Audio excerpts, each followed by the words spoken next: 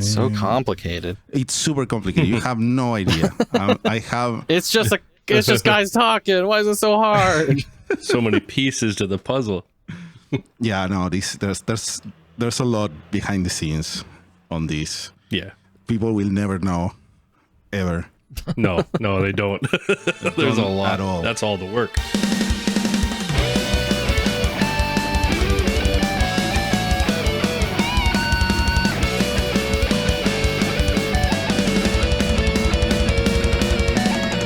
Sup Nerds, welcome to Powerful, the Power Metal Podcast.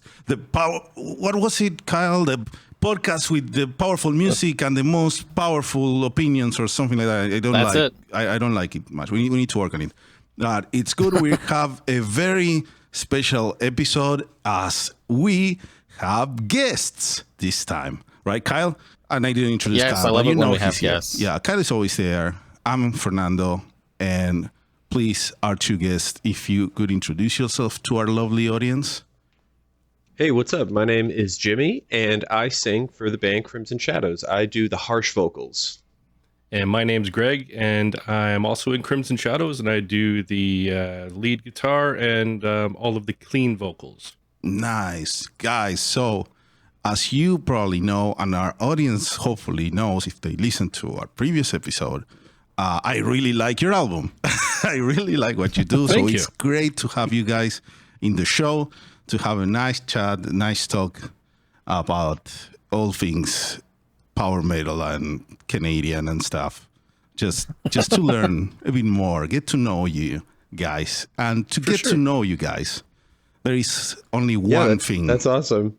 There's one thing that we ask everyone, that we will judge you for this. Everyone will judge you. Here we go. But you need to tell us top 4 power metal bands for you. All right. I guess I'll go first. The band that got me into power metal was Blind Guardian. Nice. So they're definitely on there. It was actually the first song I heard was Born in a Morning Hall. It was actually recommended to me at a show. I saw Slipknot on their first Toronto show that they ever played, and there was only it was still like a pretty big show, but there was like 1,000 people there, and they were talking to people after the show, and I asked Joey what he was listening to. He's like, Blind Guardian's fucking awesome. You got to listen to Born in a Morning Hall. And I was like, okay. So I went home, and I went to the local HMV, and I put it on the listening station, and it was like an import. So 15-year-old me bought like a $30 CD for one song. Wow. And I got Blind Guardian is what did it for me. And then afterwards, I'd say Dragonforce, if you can't tell. Big surprise. A bold choice, yeah. Nocturnal Rites, I really enjoy. And let's see, the last one, probably Stradivarius. Ooh, probably Stradivarius. Nice. Like, I'm just thinking about all the ones like I listen to the most, and it's like probably Strata. So yeah, those 4. Great pick. Yeah, I'd have Solid. to steal Strato for you as well. Yeah, Strato's a big one for me. I gotta yank that one off of your list to put That's it on mine. perfectly valid. Yeah, but yeah, early influence for us in the early 2000s: Hammerfall, Stradivarius, Iced Earth. Yeah, who else? Always Iron Maiden. Not a power metal band, but the original melodic metal band was always Iron Maiden for us. There was always Maiden banners and jam spaces and all that. So yeah, and maybe another would be Amon Amarth. Oh, Just such a solid sound for what was going on at the time, and very in depth with the whole Viking motif, and we've adopted a lot of that band as well, among dozens of others. Arch Enemy. nice. Yeah, lots and lots. Hard to say. Hard to put down 4. Yeah, it's really hard. And 4 is a number that really trips people up, because it's like 3 you can come up with, and then what's that 4th one? What do we? And then you get to think. But that's great. That's cool. It's that Blind Guardian recommendation story is probably the coolest recommendation story I've heard so far. Oh, thanks. Thanks. I got another funny one if you got a couple seconds. Yeah, of course. Please. There was another band I'm super into is Meshuggah. I've seen Meshuggah like 10 times, and they're probably the best live show you can go to around. Yeah.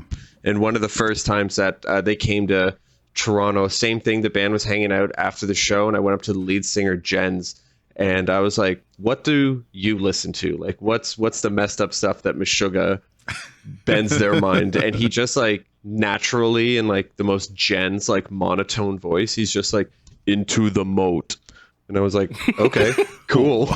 Yeah. And it was like, and then he like turned and started talking to somebody else. And I was like, okay, right on. That was good talk. Okay. That's it. One single influence. Okay. Damn. Yeah. Into the Moat. And I was like, okay. So then same thing too. I went to like my local record store and I picked it up. And yeah, that was like the first time I got into like mathcore and like noise type of music. And yeah, that album is wild. There's an album, it's called like Century 2 that I picked up, and it is absolutely not power metal at all. But if you want to check it out, it's really cool. It's really interesting stuff to listen to. Nice. That's interesting. Yeah, I've never heard of them, but I kind of check this out now. Yeah. It's intriguing There's the intro song. I believe the drums are in 4/4 and the guitars are in 3/4, and every I think every 6 bars. No, I think it's like every 6 or every 12 bars, the riffs meet up for just like a small moment, and then they start splitting off again, and then they meet up again. It's a really cool effect. Progressive math chords, Jesus. Yeah, I get too much. Cool. Yeah, we'll check it out. We like checking out stuff. We do a podcast centered on power metal, but we listen to more music. Or at least I do. I don't know what Kyle does in his free time. Apologies if you think it's dog shit. We were just talking about K-pop. Okay. We were talking about K-pop before the episode started.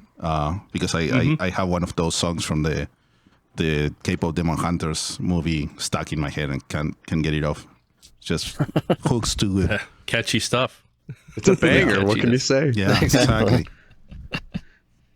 All right, so we have you guys here to discuss the new album, Whispers of War, which came out after a little bit of a hiatus from the previous album. So I know I wanted to ask, like, after a decade, what took so long? Was it just life getting in the way, or we really had to cook that long just to get it just right? Oh, a bit of both. It was a bit of both. A bit of life getting in the way, and a bit of long hours figuring out what works with what, and what will flow, and what actually defines our sound. Mm-hmm. Being our fourth major, well, not full album, but our fourth recording session. Mm-hmm. Everything seemed to just come together on it, and but that being said, it was hard to decipher where our sound was, and what we have represented has really it defines who we are and what we've done over the last almost 20 years now, which is crazy. But nice. Getting towards the album was a bit of a challenge, just because of where we live, having houses, mortgages, families, all that stuff. So that had something to do with it as well. But we just hope everyone enjoys it and it's worth the wait, right? That's all we're hoping for. I consider myself lucky in a way, because I actually didn't know of you guys till a few years ago, so I didn't have to wait that much. But from what I hear from people that have been waiting, they are really happy. Yeah. It's been really humbling to hear and see the response to it. I don't think any of us really expected the numbers that we're currently seeing right now. I mean, like just a year ago, we had like 800, 900 monthly Spotify listeners. And as far as I was concerned, like, that's cool. Like the fact that like 800 people around the world just want to like listen to our art and stuff like that, especially when we're not that active, that's sweet. And then we, obviously like COVID and the pandemic, like puts a damper on stuff. Like Canada had especially in Ontario, we had one of like the strictest lockdowns on the planet. So we couldn't see each other for a long time. We were just like sending like audio files to each other, like back and forth, and doing writing, and that's how pretty much like we were getting together and doing stuff. But then as the restrictions subsided, we were able to get together and record the album. But that being said, it was like Greg said earlier, there's a lot of real life stuff that goes into it. There are a lot of bands that certainly like have the privilege of being able to dedicate all of their efforts to their music, but a lot of us are just like real people working real jobs, and like this is our hobby and our passion, and this is like what we do on the side. Like some people, they fix cars, some people they have like a whole bunch of other different hobbies, and for us this is like what we do. We just play music, and this is our art, and it's been really humbling and awesome to see some people say some very kind words about it. It makes us smile, and it's really nice after all the hard work. Oh, I totally understand. Yeah, I think more people now are more attuned to it, the general public, but a lot of people forget that just because they saw a band that posted a music video with a new album and 1,000 listens, and they are like, oh yeah, these guys are huge and living off their royalties and whatever. No, it's we all have jobs. Everyone has jobs, for sure. And they are trying to pull this off. Something I was thinking about is the biggest level you can get of like mainstream or monetary success in music like this isn't like, oh, you're totally loaded and living the rock star lifestyle. It's no, the highest level you can achieve is doing it full time as a normal job. And everybody else, it's just the cool thing to do on the side. And if there's big numbers, that's awesome. If there's not, so be it. Yeah, for sure. I've always said anybody that's like living the dream is literally if your music is paying the bills, I'm like, damn man, you're doing it. Yeah, that's awesome. That's you're doing it well too. Yeah, doing really well. But that's great. Yeah. We are grateful that you guys kept at it and didn't just stop. Because you really pulled this album off. Like, I'm gonna be saying this a lot. Everyone knows I liked it too much. It's like designed for my taste. Sweet. Perfect. That's awesome. That's awesome. That's awesome that you get it, because there's a lot of times like we exist in like this middle ground of like too heavy for the power metal kids and like too happy for the death metal kids. So it's cool that you get it. I'm standing on that middle ground. Exactly. Us too. We're all very eclectic too. So I think it comes off in the music being eclectic and not being such a hard line one way or the other. Yeah, 100%. We don't appeal to black metal fans too much, but certain things appeal to black metal fans about us. But we're not going out on tour with the black metal tour, that's for sure. We've tried that. Something that impressed me a lot with this album was that like, after such a long gap, part of me was wondering like, oh, when these guys come back, are they going to have like a different style? They're going to be very different as people. But what ended up happening is I feel like if this album had come out in 2015 instead of 2025, you could have fooled me. Like it all just kind of seems to flow naturally with the style that you had done before and things like Kings Among Men. So I'm, as someone who loves all of this stuff you guys have created, I went back and listened to your first album yesterday just to throw it back. The like creative through line seems to just completely exist over the 20 freaking years you guys have been at it. And I think that's really awesome. Thank you. Yeah, and a lot of kudos has to go to Ryan Hoffing for that one, because the melodies that he writes and the riffs that he writes have always been notoriously Crimson. Like he doesn't write anything else. He just writes Crimson. He's a pretty eclectic guy as well. But to have us start the band, we started in 2006 with Corey, Ryan, and Jimmy and myself.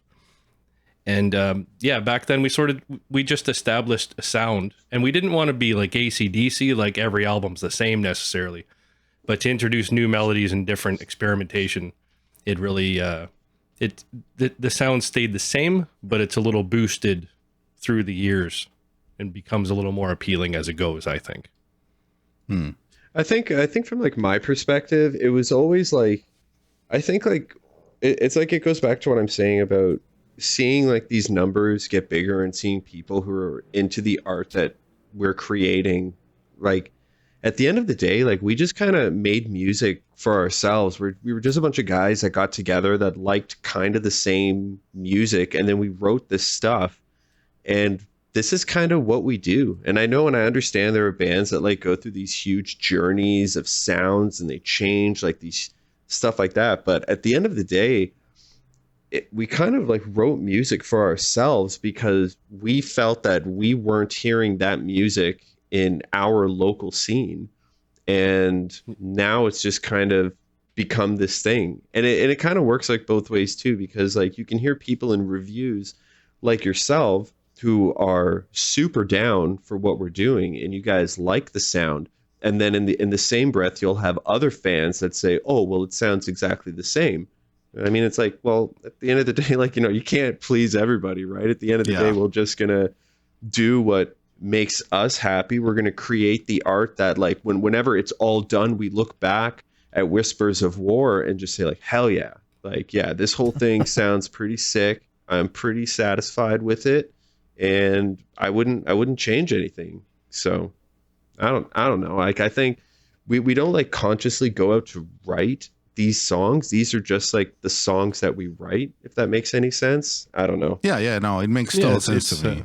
Like you're not like just saying, okay, I need to make another album. Let's see what's the intro track, what's the ballad, what's track 7, what's the long outro. Yeah, exactly. No, you're just coming up with stuff because you just do what you like. And yeah, like you know, Ryan comes up with a riff, okay, or Greg comes up with the riff, and then I'll just kind of get an inspiration. I'll write some lyrics, and the guys will edit some of the lyrics. Like it's all like a big effort from all of us, just trying to put out like the best product that we can, that we're all proud of at the end of the day.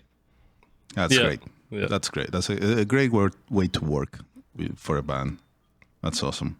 Yeah, I love the approach of just writing the music for yourself that you want to hear, especially when it's something that, like you said, it's not really in like your local scene, for instance. It almost becomes selfish in a way, to put it in a funny spin on it, of just like, I need to make this for me because nobody else is doing it. It needs to exist for me. And if anyone else likes it, good for them. Yeah, straight up. Yeah, like that's why like it's cool to read like really nice reviews, but there's been a couple of them where they shit on individual members of the band, and that's totally fine too. Like, you know, it's not for everybody, right? I know that happens. Whatever.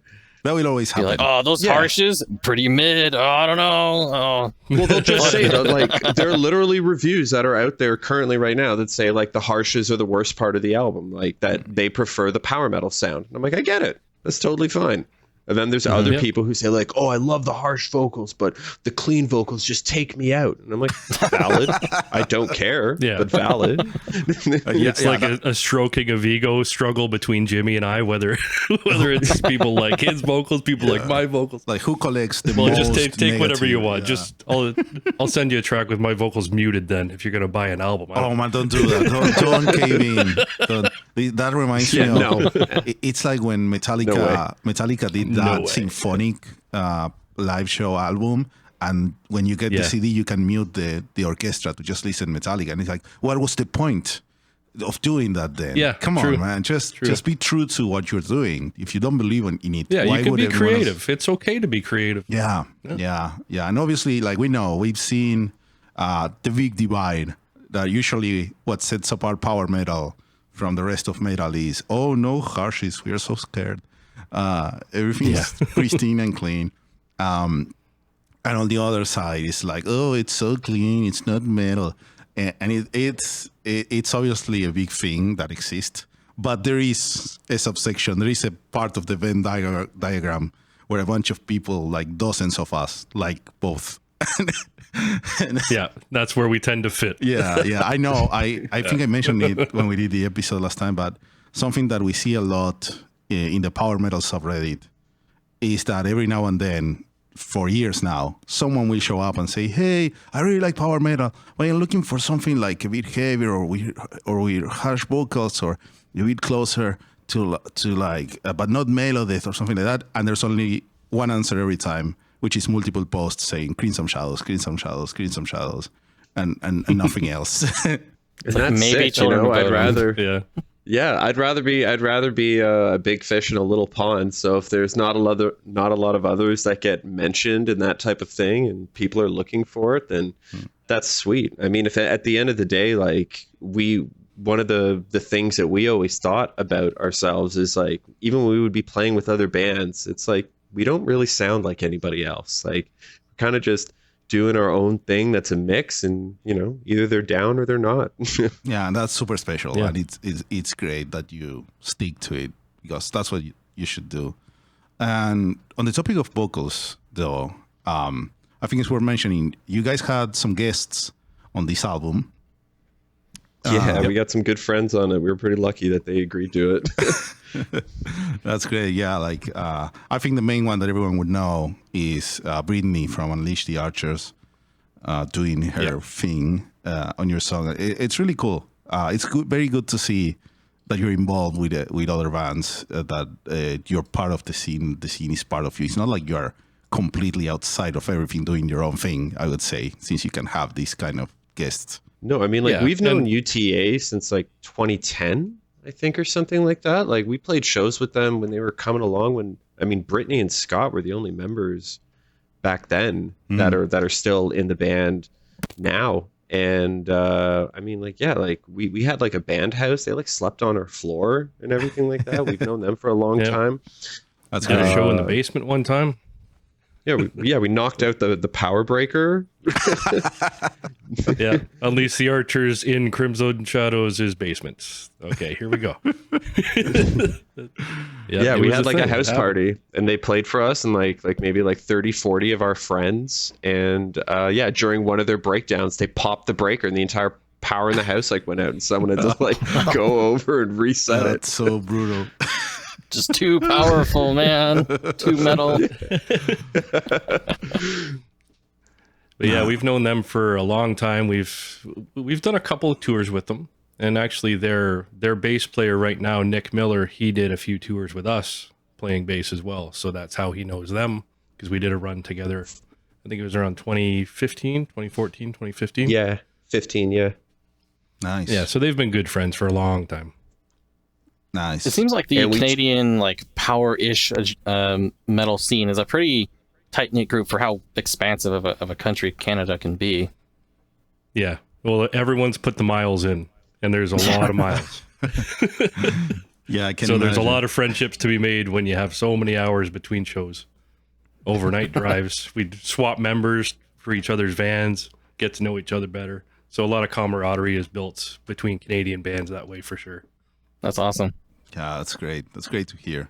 It's good to know. It's always cool for us to learn about the little regional scenes that we are so far from. Yeah, I mean, before Matt was in Cryptopsy, he was in a band called 3 Mile Scream, and we did 2 weekend warrior tours where we just did like the Friday, Saturday, Sunday of like Toronto, Montreal, and some other random town. We did that a couple times, and then when Matt got called up to do Cryptopsy, we were all like so super stoked for him and all that stuff. But same thing too. My band before I was in Crimson Shadows opened up for Matt's band in 3 Mile Scream. So I've known him since like 2005, 2004, something like that. So it's the same thing too, that like, you just kind of keep these friendships and keep these camaraderies, and who knows what the future holds, right? As long as you just remain on good terms with people. Yeah. Yeah. No, that's great. It's great. Long-lasting friendships are awesome. And then you can do all this cool stuff. That's so good. Exactly. Yeah. You could call on favors from bigger bands. Like, hey, you want to play on our stuff? Sure. Okay, awesome. That would be great. For the songs with the guests, were those specifically written with them in mind, or just saying, hey, pick which one you want to show up on, or what was that process like? The parts were chosen. The songs were written already, but we knew we did want to do some guest spots, so we strategically picked where in the songs we wanted them. But all the parts were pre-written and ready for them to. They improvised themselves on the vocal melodies and all that stuff, but it was predetermined, I guess you'd say. Yeah, we gave them the lyrics, but essentially gave them the freedom to do what they want and mess around with like the writing process. Nice. So we're not. It's not just, hey, come and sing the parts. It's like, do your thing with our style, which is it's like, best. here's the song, here's the lyrics that we wrote for the part that we want for you, and here's how these lyrics connect into the other parts of the song. But I mean, at the end of the day, like, you're an artist, and do your thing, right? Yeah. Yep. Awesome. Yeah, I mean, if you're getting this guest, you want them to be themselves and not just be like your own, extra instrument. 100%. Yeah, 100%. exactly. And show off their own stuff at the same time. Like, were we expecting Britney Slays to lay down like a 6-track multi-harmonized like massive thing? Yeah. We weren't surprised, but we're very grateful that she did it. Going, whoa, okay, that took that song to a new level. Right on. She sends us this wall of sound, and we're like, "Yeah, that'll do." That's just Britney. Yeah, that's what she does. No, that's great. That's great. One of the other things I wanted to bring up with you guys. So when we were talking about your favorite power metal bands earlier, we've talked about this, massive 10-year gap between main albums, but there was an EP in the middle of The Resurrection, which had some pretty sick covers on it. And choosing Dragonforce and Stradivarius, I think, totally makes sense. But then adding the extra layer of like even more harsh vocals is a really unique take on these power metal songs that I feel like I don't see anyone else doing. So I think it's really cool you guys had that project kind of in the middle here. Yeah, thanks. That was a lot of fun to do. Thank you. I was really that's when I started actually paying attention that you guys existed. Honestly, like I didn't know you, and then a friend of us shared this. Like, oh, I like Dragonforce. Let's listen. Like, oh my god, how is this cover perfect? And then he has the cool harsh vocals. Damn, that's impressive. Nice, cool. cool. And knowing, a few of the guys in the band know the Dragonforce guys personally, so we definitely wanted to do it justice because we've been following them for so long, and it would have been terrible to muck up one of their songs because it has direct influence on us and what we do. And it was cool to have that opportunity to do it because we went, we should really be putting more music out, and at the same time just make something that people will be into. It doesn't have to be original material or anything like that. And we got a great response from it, and it was awesome. Speaking of Dragonforce, when I was listening to an interview with you, I think it's with your drummer Corey. He mentioned that going to a Dragonforce show in like 2006 was kind of what pushed you guys to create Crimson Shadows and like hanging out with the guys in the band. Is that a real thing, or what's your perspective on that story? I'm part of that story. I actually have a tattoo from that. Ryan, Corey, and I, in November of 2005, I think, we drove from Toronto to Quebec City, which was like 10 and a half hours. Damn. To go see this power metal festival that was happening in Quebec City. And it was Camelot and Dragonforce at the very tail end of the Sonic Firestorm tour cycle. Jeez. And we were like, yep, we're doing that. So we went there, went to the show. All three of us pretty much got like blackout drunk, having like the time of our lives, singing our guts out. And at some point during the night, I bumped into Sam, the guitar player of Dragonforce, and I was just like, hey man, like, you guys are awesome. And the first thing he says to me, because we're in Quebec City, in the province of Quebec, which is heavily a French-speaking province, and in the north end, the further north you go, the less people that speak English as a majority. Like, you go south Quebec, there's a lot of people that speak English, but the further north you go, there's more predominantly French-speaking. So when I bumped into him and just said, hey man, I love your stuff, and he was like, oh my God, someone else here speaks English. And I was like, yeah, man. And I was like, do you want to go get a beer? And he's like, yeah, let's go get beer. So I went and I had a beer with him. I'm like, just trying to like, just be cool. Don't freak out. Everything's normal. You're just having a beer with Sam. And I was like 21, 22 years old, freaking out.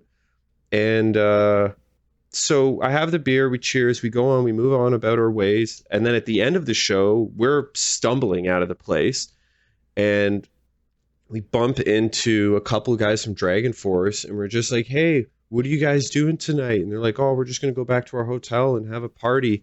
And then we're like, okay, cool. We're going to go back to our hotel. It's at the Marriott. We just got this like one bed thing for the three of us. And we were just all going to sleep on a king size bed together. That's how you do it. You're like 20, fuck it. Yeah.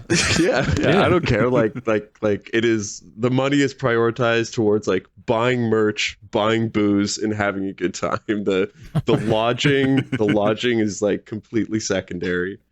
But anyways, yeah, so one of them's like, oh, we're in the Marriott too. And we're like, oh, we're on the second floor.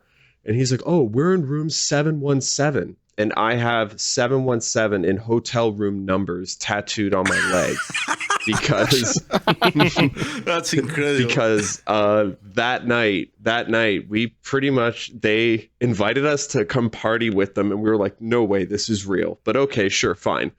And we went back to our hotel room. Like the three of us each had a 2-4 of beer. And this is like 2005. So there's no Bluetooth speakers. We had like a full like boombox CD player stereo and a booklet of power metal and like melodic death metal CDs This is incredible. This sounds like someone's self-insert fan fiction, but this is real. Yeah, no. Real deal. And then we went upstairs, we knocked on 717, and then I think Herman and ZP opened the door and they're like, hey guys, hey, what's up? And they let us in and we like partied with them until the sun came up. And and then afterwards, 2 or 3 years later, we didn't like get any of their contact information or anything. I don't know. I guess we thought like that would be weird or something like that. So we just had like a really good night with them and whatever. And then 2 or 3 years later, they came back again playing with Protest the Hero. And we went all to that show and we were lucky. They all remembered us and everything was all good. So we kind of just established a friendship from there. Nice. That's great. That's an awesome story. It's awesome. This is the best origin story so far. Great.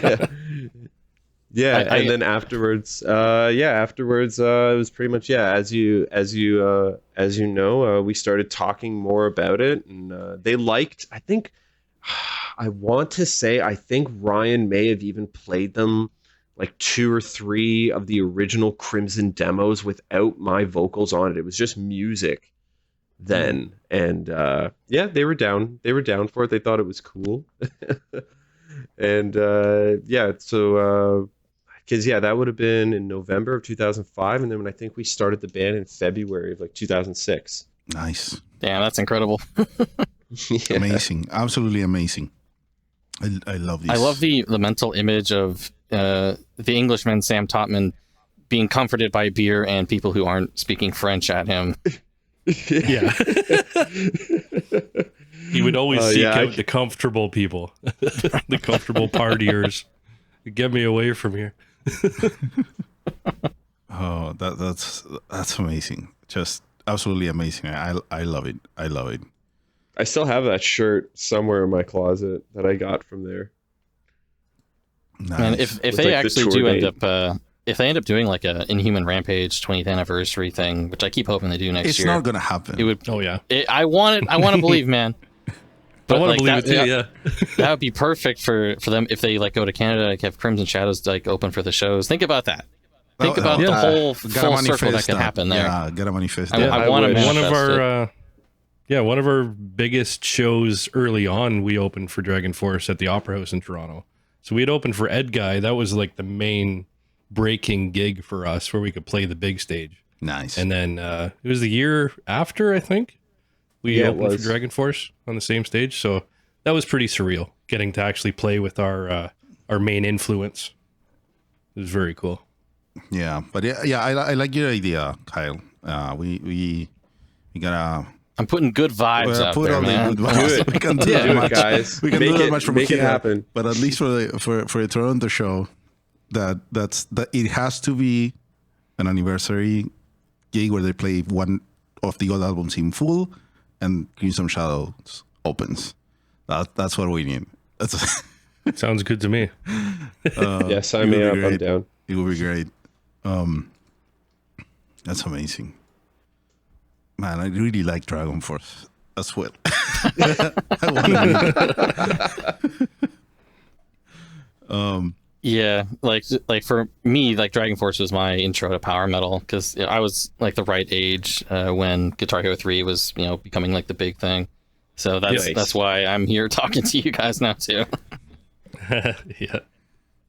Yeah, That was big for us. That was always going on in the band house. There's always Guitar Hero going on. Someone beating someone, getting into a fight, and whatever. Yeah, good times. Something that I really like from Dragonforce, and that you guys do too, is just that delicious, intricate guitar work. Like rhythm guitar is not just holding chords or doing one note; it's actually playing cool parts, and that's something that's missing from so many other bands. Not saying that they are bad for not doing it, but it just makes things better. Yeah, well, it gives it a little spin on what the music's actually about, and even what the lyrics are about. Because held chords and ambience, I'm all for artistry and whatever anyone wants to do, and for us, that really represented the whole tone of things and how aggressive we wanted to sound with the music. Yeah, exactly. No, it's great, and it's the one aspect that keeps me going back to several power metal bands now, more older power metal bands, is that those examples of really like finding cool things to do with the guitar, not just the simple stuff. And simple doesn't mean bad. Yeah. Because everyone is going to attack me for saying this. Simple is not bad. It's just different. No, it's just different. Yeah. It's all art. It's all like to critique artwork is a flaw in a lot of people. Yeah. Because it is what it is. If you don't like it, you don't have to listen to it. That's okay. Someone else might like it. That's always been our attitude. Especially these days, there's a lot of art out there, a lot of things that you can just go and find. Yeah, exactly. And yeah, being as old as the instrument is now, there's only so many things you can do with a guitar. And a lot of it's been done, and to innovate something is kind of in the past. So we try just to not make it boring. We just try to make it dance all over the place. 100%. I want people to keep innovating with guitar, because that's something that to me, that was the main thing that hooked me into Dragonforce originally. Yep. How Herman was this super crazy gearhead that would just add whammy pedals and wah-wahs and effects and the hot hand and finding weird sounds with the harmonics and with the using the trem bar, not just for dive bombs, but for several different sounds. And then it's so cool, and it's something that is done less and less by guitar players.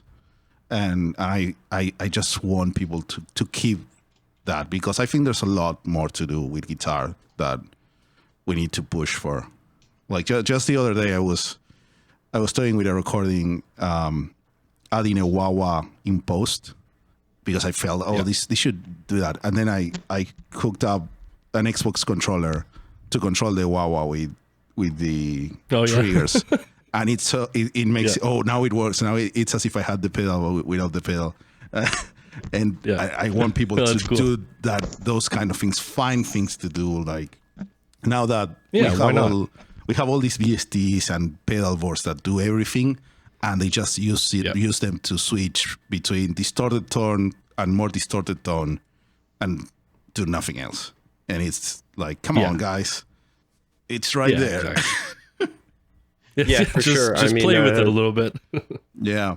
To go back to what you were saying about Herman being a gearhead, I remember sitting in the room with Ryan and Greg the first time we watched the Heroes of Our Time video by Dragonforce, and when Herman did like holding his hand in the air but whammying on the guitar in that part of the solo, every one of us burst out laughing. Like it was the most ridiculous thing we had seen in the time. And then right after it, Sam comes in with this like 5-string sweep that just like he does like a 6-octave 5-string sweep. He just goes completely up the fretboard, and we're like, what the actual fuck is this band doing? Yeah. No, 100%. Like, yeah, exactly. That's the kind of thing. That's what keeps it, makes it so special. So good. Something when I was looking into your guys' like social media recently is that it looks like there's a lot of Japanese attention on Whispers of War as well. I noticed a lot of like Japanese listeners posting about, oh, check out this awesome band, and you guys like retweeting them, and I had to translate everything. But I thought it was really cool to see that even like an independent band is getting like attention in such a different market. Yeah, well, the thing that a lot of people don't know about Japan is you actually can't release music in Japan without a distribution deal from a label that is based in Japan. Mm-hmm. And you also, if you want distribution in Japan, you have to include a bonus track. Yeah. So that was like, even as an independent band, something that we had considered is we know that Japan is a huge market for melodic death metal and for power metal. And we would definitely be doing a disservice to ourselves. So we were lucky that when the album was done and we kind of were just like looking around for some distribution for it, that Avalon was a label that was out there that was like, yeah. I mean, like, because I mean, we essentially had the entire album done. All artwork, everything is just like, here, if you guys want to distribute it, we did all the work and already paid all the money for it.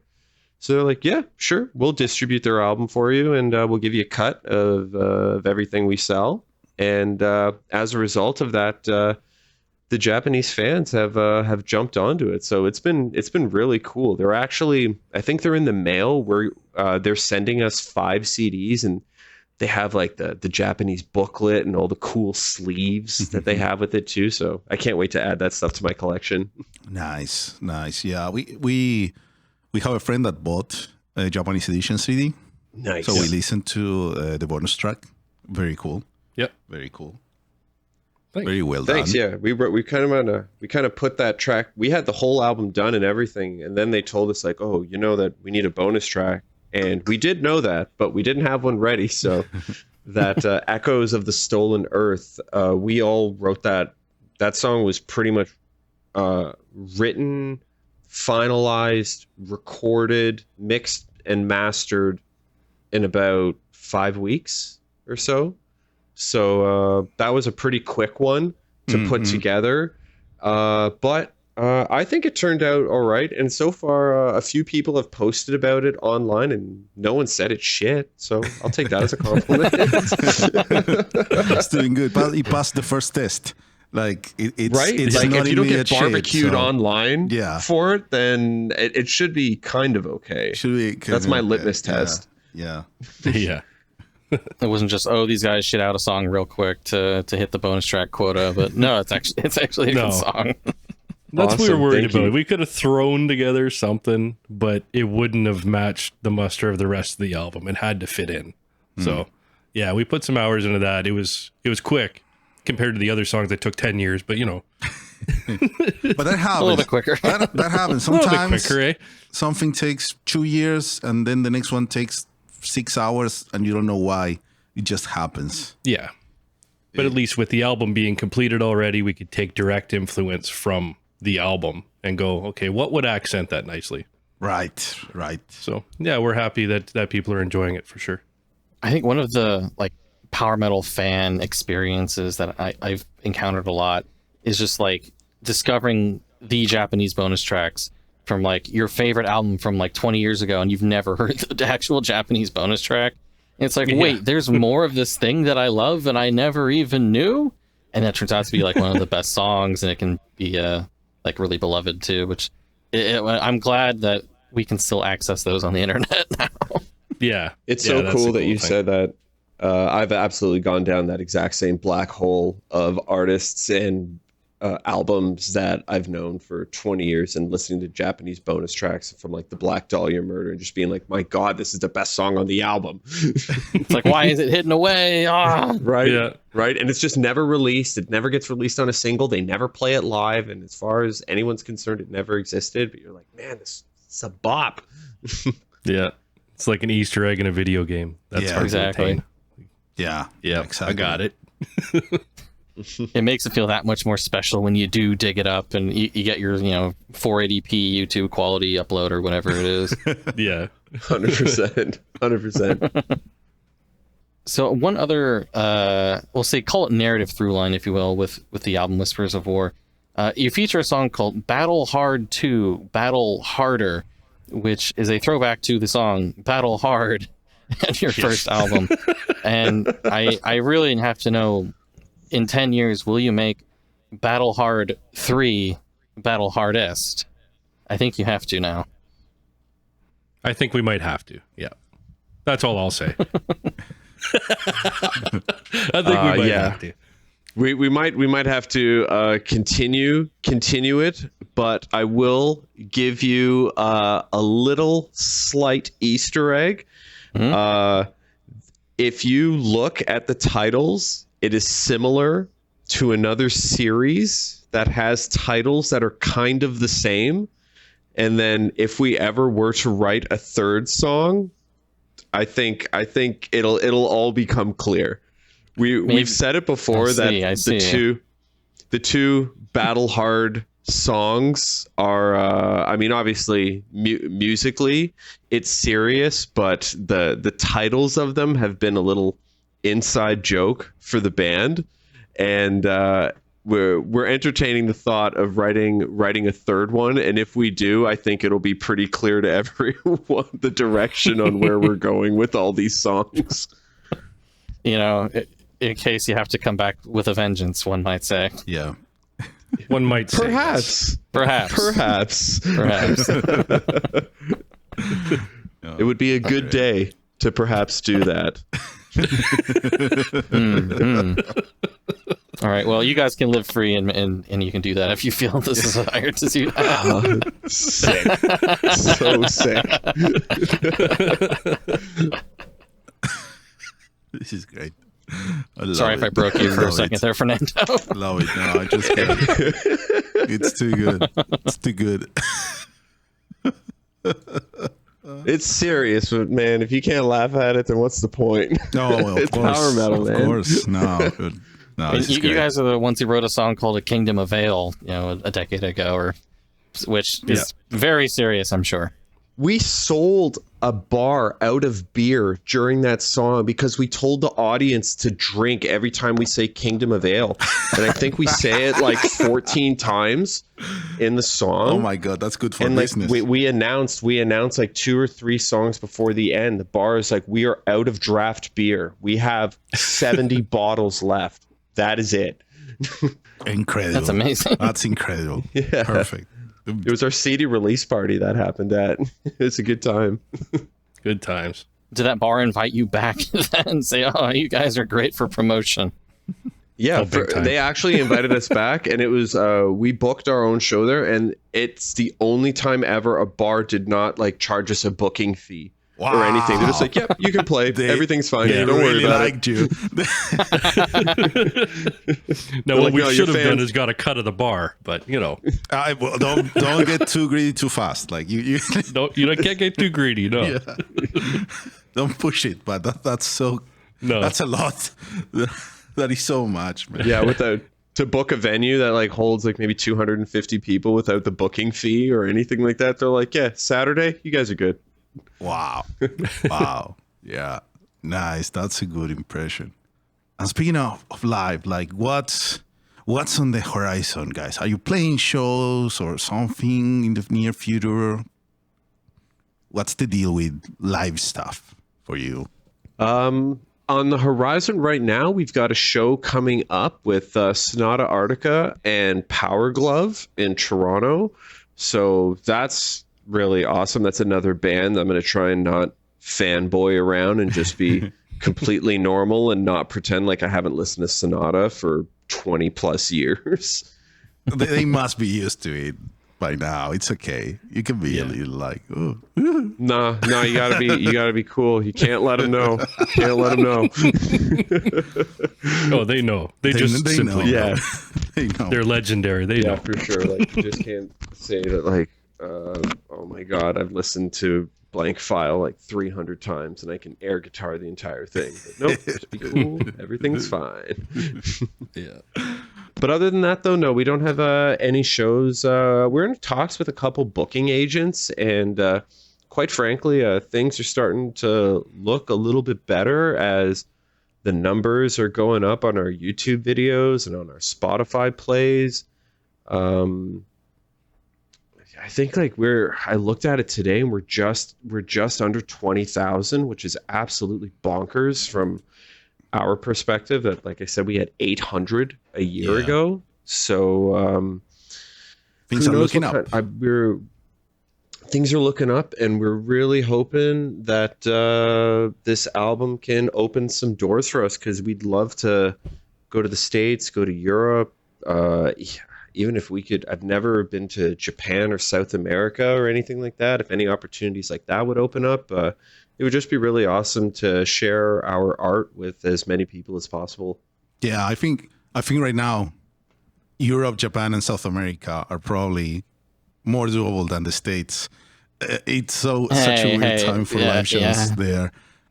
Yeah, for sure. Yeah. Visas, from a Canadian perspective, visas into the United States have almost tripled in price, and it's quite honestly, like, even without a criminal record, everything can be totally fine. It's a coin toss of whether or not they'll even let you in. Yeah, we've seen so many of those canceled, like just because, or not even canceled. The worst part is when they do you need to get it only this much time in advance, and it's going to take us twice as long to get it.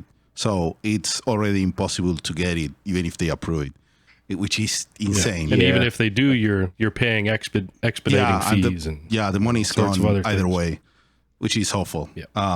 But we, like everyone, you got to pump those numbers, watch the videos, listen on streaming, and tell people about it so that we get more shows, even if they are in Canada. A lot of people in the States can go to Canada for shows. And then maybe get something else. We gotta get these guys, make them more popular. There was we played a show last April in Vancouver. That's where we actually filmed the music video for Whispers of War. It was at a place called the Hyperspace Metal Festival. Yes, we it's know a great Hyperspace. Independent. Yeah, it's a great independent festival put on by a guy named Joey and a few of his friends. And it's absolutely incredible to see what it has become. And there were people that we chatted with that came up from Portland, some people that came up from Seattle and like other places from like the state of Washington. But Toronto is only about an hour and a half away from the Buffalo border. So some New York and maybe like some Michigan people can always come to our shows. But absolutely, we hope that this album can open some doors for us to come and play in the States. But it does seem, I think you're right on your recommendations, that it does seem that Japan, Europe, and South America are a lot more receptive to the type of music that we're producing.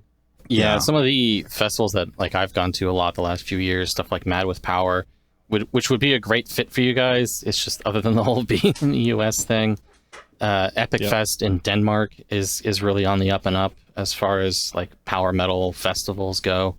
I think Glyph was supposed to play there, but had to cancel. I assume. But I think they're coming through the States with Ailstorm on their next tour. Yeah. I think. Yes, they are. They are, yeah.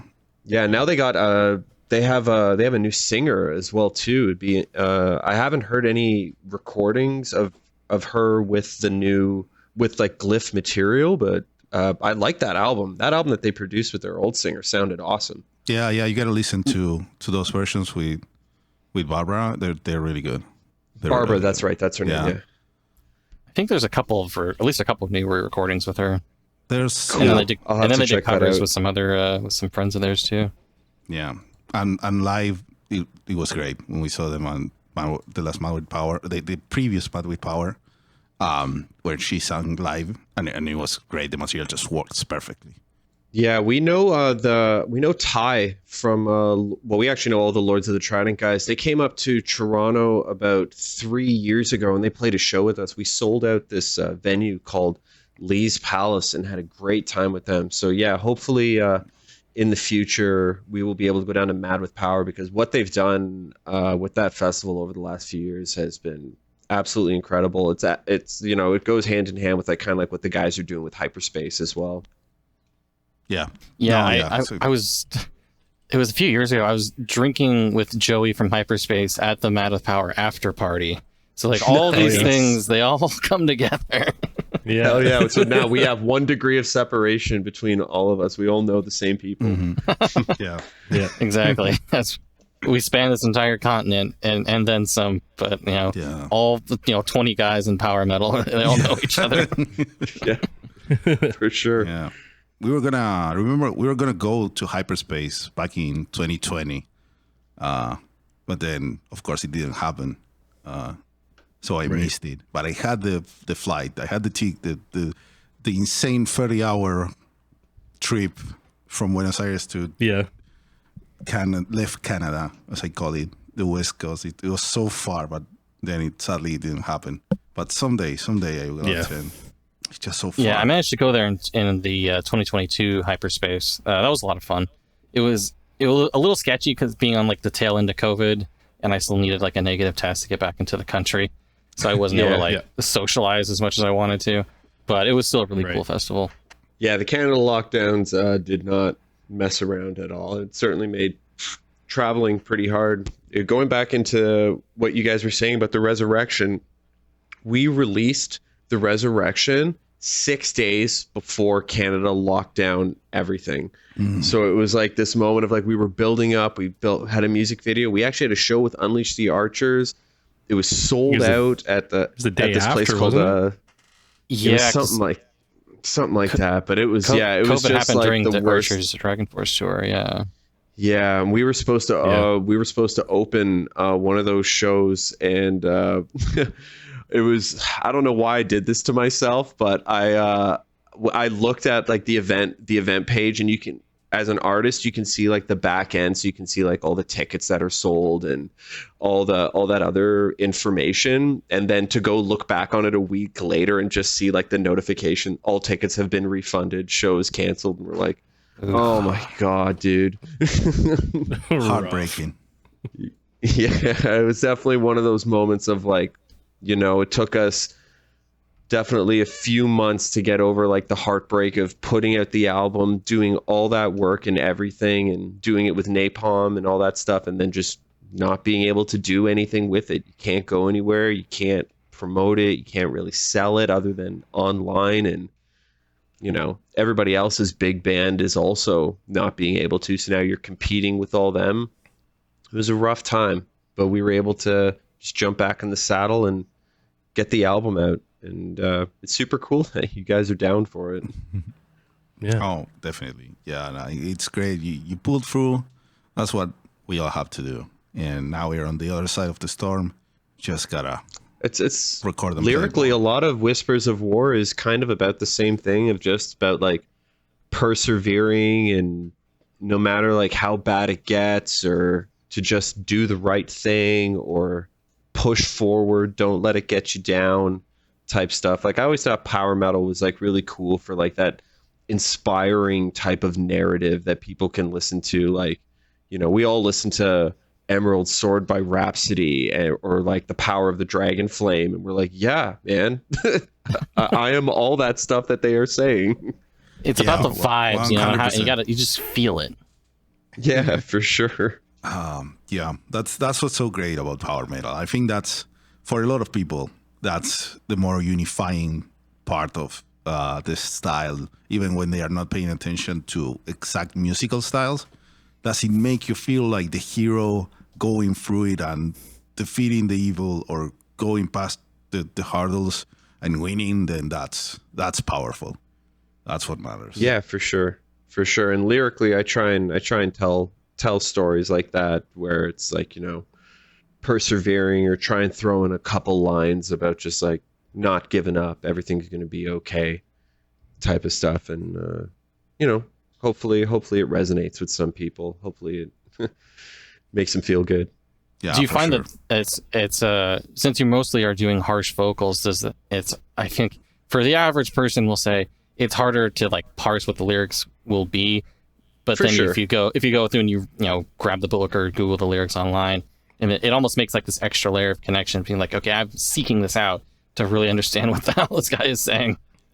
For sure. And I am that guy. Like, I'm the guy that listens to full albums, and I go through the lyric books, and I'll just take it all in and try and like see like what is this artist like trying to present to me, and what is like this story, or how these all songs like work together. Like, don't get me wrong, I like listening to like individual tracks of individual artists, but when an artist puts an album together, and like, I mean, like, they put the songs in an order for a reason, and like all this stuff, for a lot of people it might just seem as like they've done something, but I know from someone like us and how we make our albums, it's all thought out, it's all planned, and I like consuming the art the way that like the artist intended me to take it in. Yeah. I definitely love the artist's intent way of experiencing it, but then it is also valid to just do it for whatever works for you as a listener, or whatever it is you're consuming as a piece of art. Exactly. Yeah, sure. I've got a playlist with like 1,000 songs on it too, so whatever. There you go. We have the power. Yeah. All right, guys. I think we're getting down to it on everything we wanted to chat about. Any final words for our audience here? Yeah, Greg, you want to go first? Yeah, sure. We just we want to just show our appreciation for anyone who's picked up the album already and they enjoy it, and any positive feedback has been really great for us, especially just being so long since we've released any new material. It's great to have some awesome feedback, and we're really happy people are enjoying it. Nice. Yeah, for sure. Like I said, super happy to see that people have been checking us out, and there's a lot of new eyes on us that haven't seen us before, and I'm sure you guys are a part of that reason. So thank you for featuring us to your audience and to your community. And other than that, though, I mean, check us out on our socials. We got YouTube. We're on all streaming services. We got a website where we're selling physical copies. We got records and CDs and merch. It's crimsonshadows.bigcartel.com. We also got a Bandcamp. If you want to digitally support us by buying our album or any of our older albums, they're all up there as well. And other than that, though, so far it's been a pretty fun ride. This is cool. I hope it continues. Awesome. Yeah, I love seeing all the love going your guys' way. Obviously, we've talked about it a bunch with our friends and with our audience. So just seeing everybody else responding as well as they have is just really awesome to see. You love to see it. Yeah, we get validation. Thank you so much, guys. We get all that sweet validation when they actually like it. It's like you're like, our taste is pretty good. Tell you what, guys. If we ever get to play wherever you guys are, you let us know, and you guys got guest lists. Don't worry about it. Look at that. So that's the real reason we do this. Yeah, we just sneak into places. Well, thank you guys for coming on the show, being chill guys. It was lovely to chat with you. Some really fantastic stories I was not expecting to get today, so that's awesome. Sweet. Yeah, this was a blast. Yeah, thanks for having us on, guys.